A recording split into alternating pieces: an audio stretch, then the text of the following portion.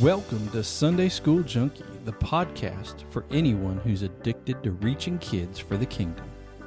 Whether you're a brand new volunteer, a veteran teacher, or just looking for inspiration, this is the place for tips, tricks, and stories from the best in apostolic children's ministry.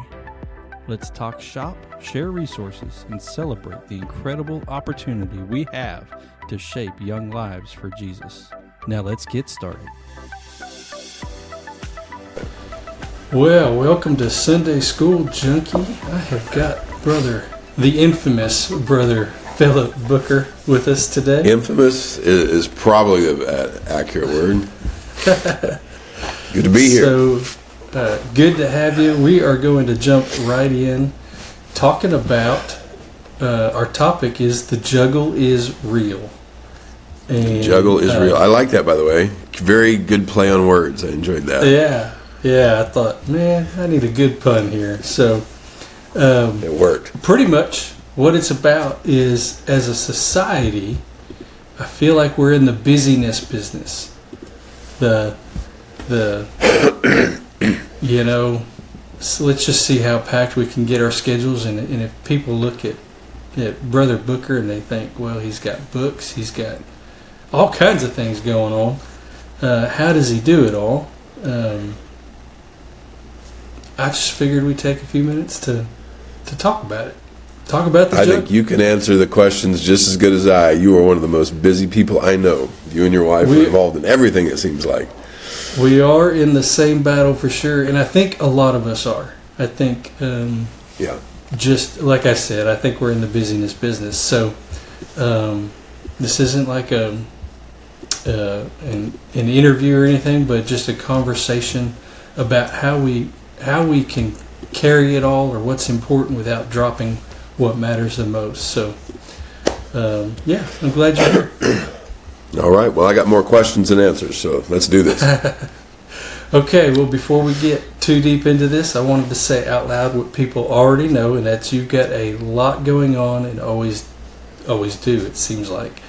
Books, church duties, websites, YouTube channels, podcasts, curriculum, a new baby.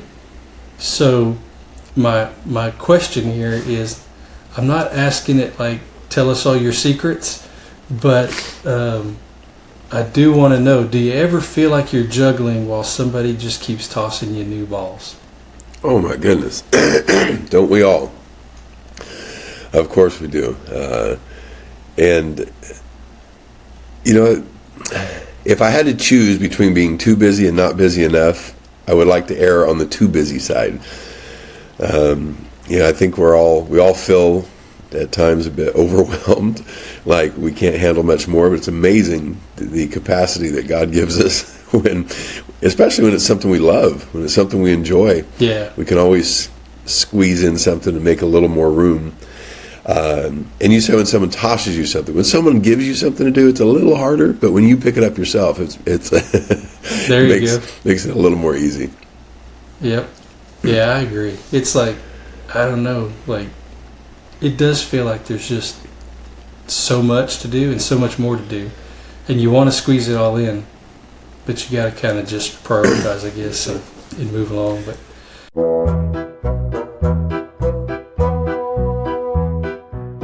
all right, let's jump into our twist segment. So try to make a little game that ties in here. This twist is called Booker or Bogus. Oh, so okay. I always try to have fun with it, and this one is going to be, I think it's going to be fun. I'm going to read off a kids ministry project title, and you just got to tell me if it's something you actually do or if it's something I made up. So you don't have to explain.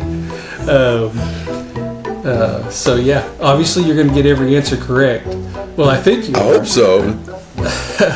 But, and I guess listeners can play along and see how many they get right. So, all right, apostolicsundaySchool.com. Definitely true. Yeah, or I don't know what I was supposed to say there. Whatever I was supposed to say Booker. There. Booker or Bogus? I felt so weird saying that. Okay. Right. My goodness. Okay. Kids audio Bible. Booker. Apostolic Kids YouTube. Booker.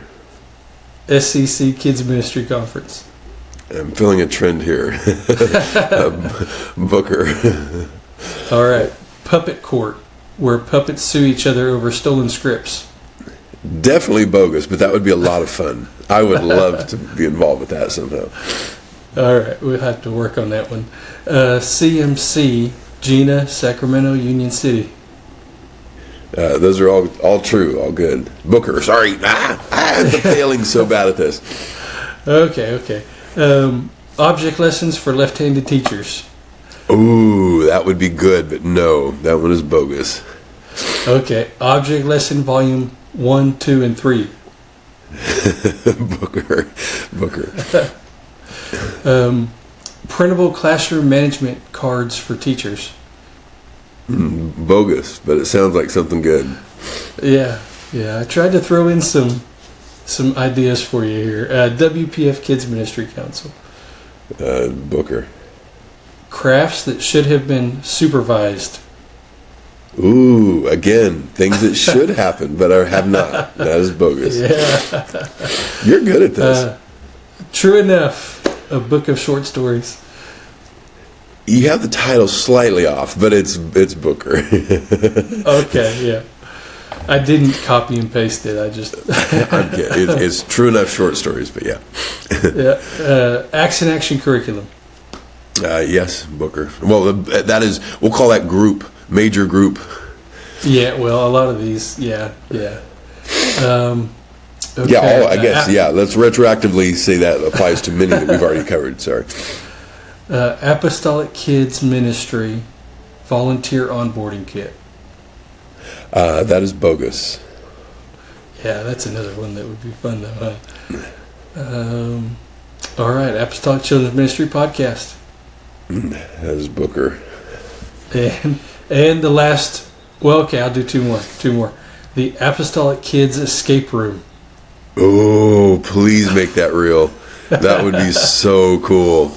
Unfortunately, it is Bogus, but that would be epic. Bogus. Okay, how about the KGV only puppet? You have to do object lessons to get out or something. You have to. Yeah, that'd be so cool. I'm sorry. What was the last one you said? The KJV only puppet voice training course. Ooh, you are good. That is Bogus as well. But man, I like this stuff. But yeah, a lot of those were real though. And so, in several that were bogus, really, we need to maybe add on to the pipeline for down the road. But yeah, those are good. That's I have such bad ADHD. As soon as you said escape room, I couldn't hear anything else after that. I was just thinking, how cool! That would be epic. Fun. Super fun. Well, when people hear a list like that, they assume two things. Either you are superhuman or you're perpetually exhausted. And so let's talk about what it really looks like. You say frequently not the highlight reel, right? Not the Instagram reel. So real life, and that's kind of what I want to talk about here. When you're juggling this much, what's the thing that keeps it from becoming chaos? Is it routine, systems, priorities? What kind of is it that keeps it on track? Well, you said that about being exhausted or superhuman. We already touched on it, but being busy for the right reasons is the most fulfilling thing you can ever do. Being busy really isn't the problem in and of itself. It's just being busy with the right things. If you're involved in the kingdom of God and doing things that last beyond us, that are long term, that you can hand off to other people, that's not busy for busy's sake. That's not exhausting. I mean, it can be, but it's fulfilling, and it's not drudgery. And so being busy for the right things is super important. So you got to wade through your list of stuff that you're doing and figure out what I'm doing is busy work or what stuff is long-term lasting stuff, and that'll help a lot. And so I got on the goal? I have the short-term memory of a hamster. So after I said that, I forgot the original question.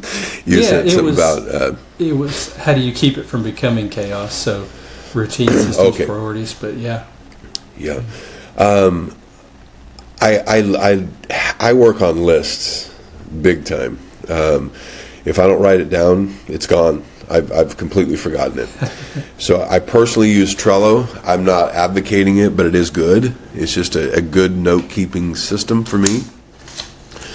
I make a list of anything that pops in my head. Like if it's something that I think it needs attention, I have literally a shortcut on my phone, one tap, and I can type it in and just, it's out of my brain and it's in the phone. It's not categorized, it's not organized, it's just there. It's probably a little more effective than my Post-it note and my scrap paper. Oh, I have those too. Index card. I have those too. But once it hits my phone, it doesn't get deleted until it's either I decide that it's not worth doing, or until it gets prioritized. Unfortunately, like I've said in one of our personal meetings that we've had before, is that list is huge. Some of them I'm just like, well, there's just not time. So that list does grow seemingly endlessly, but at least I know it's there, and I do review it to see if it's oozing its way to the top or not. But making a list of big projects, like you mentioned, the Children's Ministry Conference. So that's coming up, and so I have a whole Trello list of just that. And it's every single thing that needs to be done for the Children's Ministry Conference. And this, at least for me, is the most important thing in the world, is making milestones that have to be hit on certain dates. And so if it's curriculum, we know the rough draft has to be done on this date. We know the review has to be done on this date. It has to be laid out on this date. It has to have final editing on this date, and it has to release on this date. And if we miss any one of those dates, you know how it just cascades and it turns into chaos. We're already pushing some deadlines on this one. Yeah, we are. But we're close. We already have a few of them laid out. So, but without that, it would be a shambles. It would be utter chaos. And whenever I forget to do that, I'm in trouble.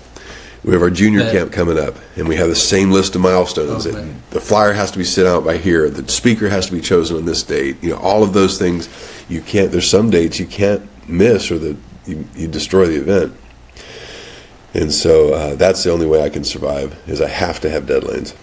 That was actually my next one, was the milestones, was how do you decide what gets your best energy and what gets good enough, and that took care of that right there. I think that's kind of an underrated skill that you got to organize and keep going. So, well, on that note too, I did have one other note on that is, authority can really simplify some of this decision making. And so if my pastors ask me to do something, that's at the top of the list. My personal projects are after that. And so if I always prioritize that way. If my dad has asked me to do something, or my brother pastor has asked me to do something, then that is just, it moves to the top. So I get those done, and everything else just kind of gets pushed down a little bit. With that said, though, I'm sorry, go ahead. That's a really good point. That's a really good thing not to overlook or brush by. Good.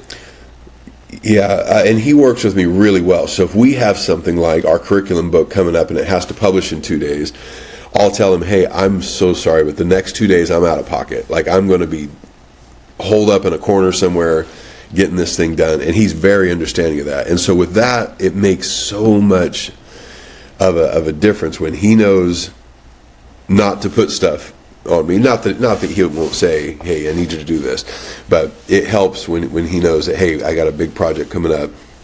And sometimes you just have to prioritize the current event above everything else.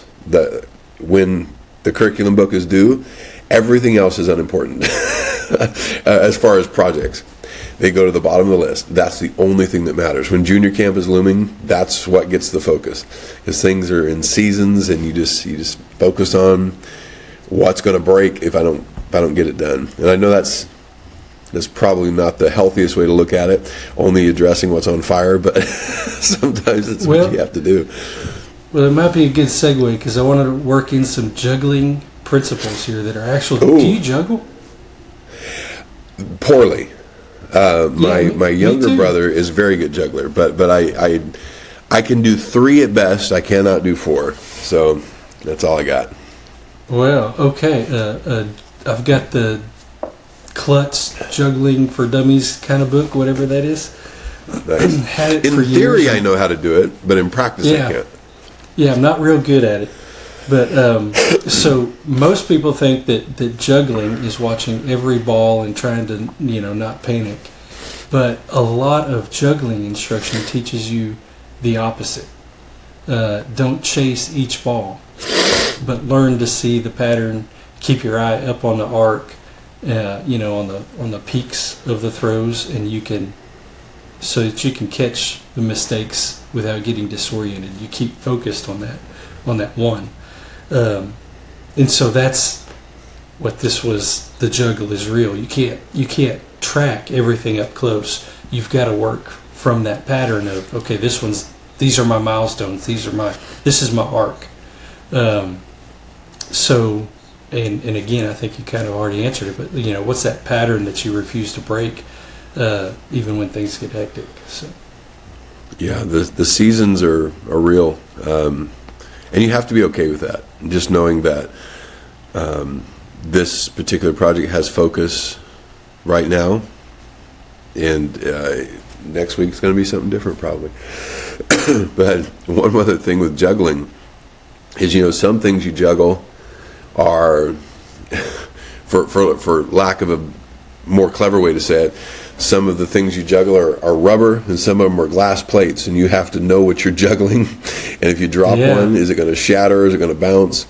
And you can be a little more loosey-goosey with the things that aren't as vital, but you got to know what you're dealing with. There's some things that you can't take any.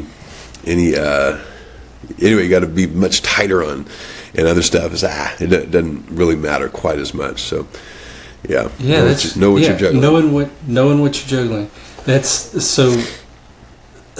The next little segment here I've got is talking about work that multiplies and work that evaporates, which is exactly that. There's those things that you if you drop, it's going to break, and it's pretty important not to drop those things. And then there's other things that'll just bounce back at you that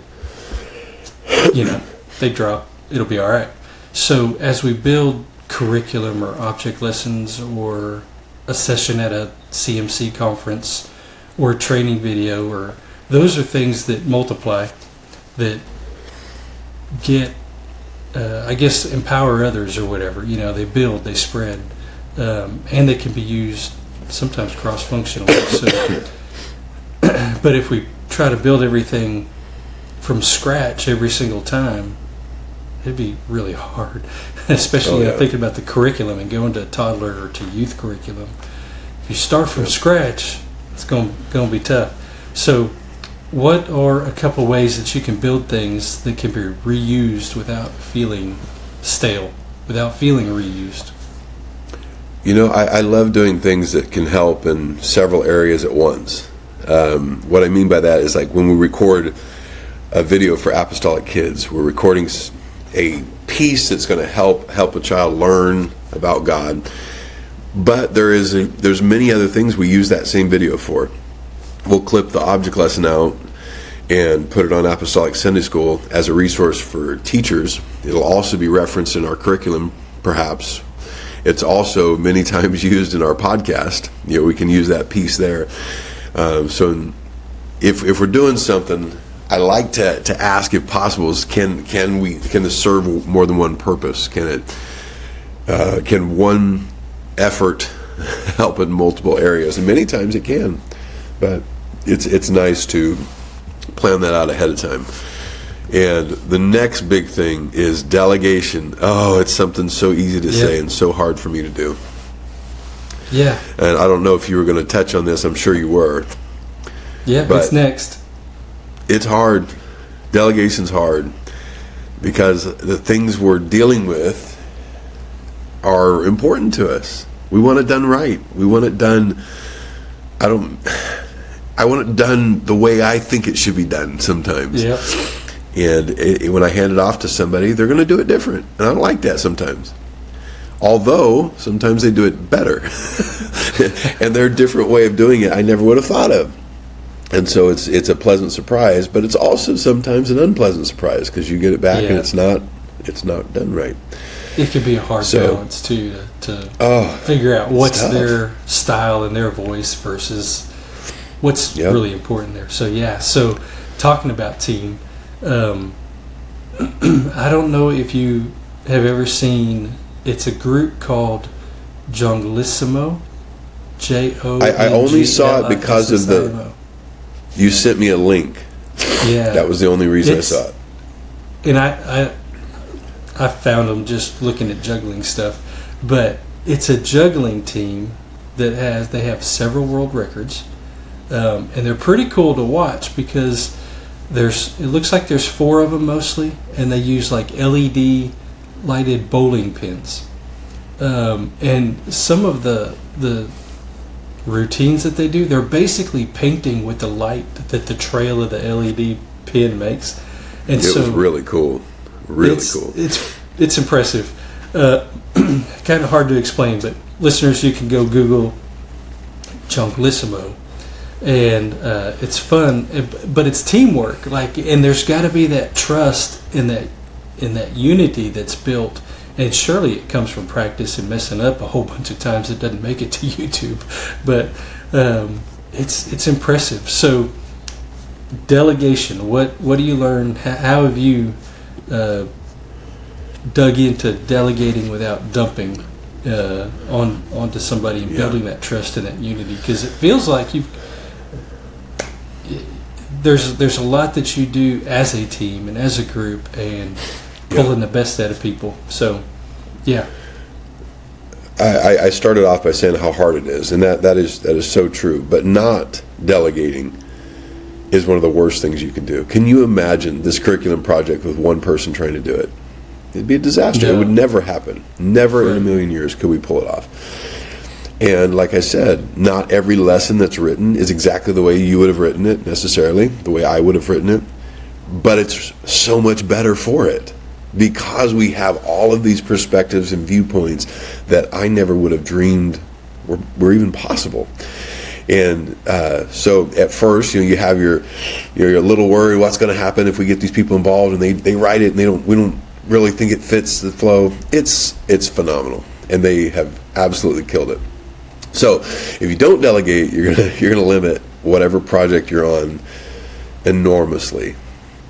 And yes, sometimes not in our curriculum project, but there's other things I've delegated that I regretted it. And I thought, oh, that didn't work out. And now I have to figure out how to undelegate it from that person and give it to somebody else. And, oh, man, that opens up a can of worms, doesn't it? But with that said, usually the reason something I delegate doesn't work is my fault because I didn't train them properly. I didn't show them enough. I didn't help them with the project. I really thought I could just hand it to them and say, hey, run with this. And they'd figure it out. And that's not the way it happens, not the way it works. So I've fallen in the trap sometimes of even doing that first part really well, training them. I feel like they're comfortable. They feel like they're comfortable. And I come back a few months later and it's just falling apart. It's like, what happened? I thought this was done. I thought you had this. And I realized that it's not a one-time delegation. You have to go back over and over and over and retrain and help and work with them because delegation's a really hard thing. But with that said, if you train somebody for a single project, you'll find you can do it faster yourself. If it's just a single project, it's not worth delegating some things. But if it's a repeating project, if it's something that's going to happen over and over again, you're going to save yourself literally years of work sometimes if you delegate and train properly. But just know you're going to have to come back to it. Put a milestone on your schedule. I'm going to come back in 2 weeks and we're going to check in and see how we're doing. And then in a month, in 6 months, in a year, and just make sure that it's maintaining where we hope it is. So delegation's tough, but it's worth it. It's the only way. And if you watch that done. juggling team, they're tossing back and forth to each other all the time. Yes, it's never one person. One may take it for a little bit, but then it goes back to the team thing, and they keep going with that whatever it is that they're building, that presentation that they're doing. It's pretty impressive. Absolutely. So that makes sense. Okay. All right. So I think we're gonna pretty close to closing up. I want to land this on motive for a second. So it's easy for doing a lot to become an identity. Hustle to become proof that we're valuable or whatever, So what's the anchor that keeps all this from becoming ego or from becoming overload? I try to personally be careful not to tell people all the time how busy I am. I don't want that to be my identity, where every time I start my conversation, it's everything that I've done. I'm just running like a chicken with my head. I try to, if somebody asks how I'm doing, that's not my opening remarks. It may get to that if it leads to it, but I don't want that to be who I am. I don't want that to be like you said. You're right, my identity. The only people I really about it.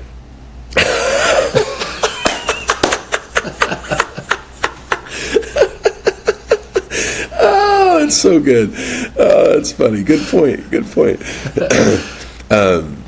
The people though that I do share that information with, hey, I'm really busy, are the people that can do something about it. Like my brother, my pastor, the person I work with. And because sometimes I'm asked to do stuff and I got to figure out, is this really something I need to do? Because I'm going to have to say no to something else to make this fit. So that's the person I'm going to tell them how busy I am. And only when needed. I'm not going to, that's not my opening remarks to him every time. I don't want that to be who I am. Necessarily. So I don't know if I even answered the question, but that's good. But yeah, and I think the other piece of that is the motive behind what we're doing. Right? It's It's not about you or me or any of us. It's so much of what we're doing is about the kingdom of God. Right? I mean, we stay really focused. So it's all about on providing those things for the kingdom. So, and just doing our part, not because it's not about us, it's about Him. So, and that's actually the very last juggling principle I wanted to mention was it all goes up. It all goes up. It's not really about going across. Even when you're juggling with a partner, it's not about across to the partner, but it's up, and then the partner takes it from there. So, when you're juggling, every time you let something go, it goes up. So that's so good. Even and when you're juggling with a partner, your eye isn't on the task; it's on the partner. So, or it's not on the partner; it's on the arc. It's on the up. So that's good. So thank you for taking the time to have this talk this morning. I have a couple of quick things that I'd like to mention. I just made a note of. If it fits in here, you can feel free to cut it out if it doesn't fit into the flow. But in that list of things that you mentioned, different projects that we have going on, one of them you mentioned is that we had a new baby. And I just wanted to mention that in the middle of all of the busyness for the kingdom of God, one of my milestones is spend time with my kids. One of my milestones is spend time with my wife, connect with the people that are important to me, because that is just as important as everything else that we're doing. And I don't want to ever be that dad that my kids resent, that he did everything for the kingdom but didn't have time for me. I don't want to be that guy. And so I try to be very intentional about spending time. We took a weekend last week in the middle of, the year's crazy. We took a weekend, maybe my boys, we went and just spent a weekend together because it's important. It's important. It's as important as anything else we're doing in its own way. And I'm glad you carve mentioned out that time. because it's hard to do. And It's hard. this week, I actually just, so we're recording this on Saturday morning. It's going to release on Tuesday. And for the first time in forever, tonight I've got a date with my daughter. Aw. It's been way too long, but I'm super looking forward to it. And then Tuesday, when this releases, we've actually got a family night playing. My sister's coming in from Florida, and we're actually going I to love go that. have some fun. And we've been trying to work it in for a long time, and we just finally said, this is the week we're going to do it. So it's fun. I love that. It's important. Yeah, so be just as intentional about that as all of the other things. Just, yeah. And putting that on your to-do list can almost feel like, man, I shouldn't have to spend time with my wife Right. on my to-do list. But you know what? If I don't, sometimes it can get overlooked. And I know that's It's an easy sad, but one it's true. because you know you can count on your partner no matter what, and so sometimes Yep. it's the easiest thing to just let go. You know, it's the easiest thing to push down the road Yep. another week or another day. So yeah, that's so good, so important. Yeah. Wow. And just one other thing is some projects on that Trello list that I have, if I look at them in the scope of completion, like if I look at it from start to end, it's so big that I don't even want to start. I don't even know how to do it. Our curriculum, brother, if we had known how many thousands of hours at the beginning, I mean, we probably could have calculated it, but how many thousands of hours it would take, and we could have talked ourselves very easily out of getting started because it's just too big. It's just too big. And so some projects, we hear the old phrase, how do you eat an elephant one bite at a time? It's true. Yep. It's just true. You got to sometimes just close your eyes and take a bite. Quit looking at the elephant. Just get started. And that's one of the best ways in a busy person's life to accomplish big projects is just quit calculating how long this is going to get me, how long it's going to take. Like recording the entire Bible for kids, brother, when I do the math on it, I want to quit. I'll be 80 before this thing's done. I don't care. I'm still doing it because it's important. And just do a little bit every day if you can. Just a little bit. Just keep the momentum going because the momentum is so important. The momentum will kill the intimidation factor of trying to accomplish something that's so big. And so, anyway, even busy people can do big things if you just do a little at a time every single day and just don't keep pushing it off. So that's all I had. That was all the stuff on my list. Yeah, and don't minimize those small steps because they build up Yep. pretty fast, and you look Yep. back and you're like, wow, we actually did that. Brother, we're over halfway through the curriculum. Yeah. That's unbelievable. And it's just because we did one lesson at a time, hit every milestone so far. And we may not have hit the review deadlines and stuff, but we have never missed a publishing date, thank God. Yeah. And so anyway, it's exciting. It's exciting. Super exciting. Well, thank you again for taking time this morning. Thanks for letting me be with you. That's it for this episode of the Sunday School Junkie. If you enjoyed it, be sure to like, subscribe, comment, do all those things, but most importantly, share it with someone in kids ministry. Let's build a community of passionate teachers who are reaching this next generation. And if you're looking for more great children's ministry resources, I highly recommend checking out the Apostolic Podcast Network for even more amazing content. Till next time, keep loving, keep teaching, keep making a difference.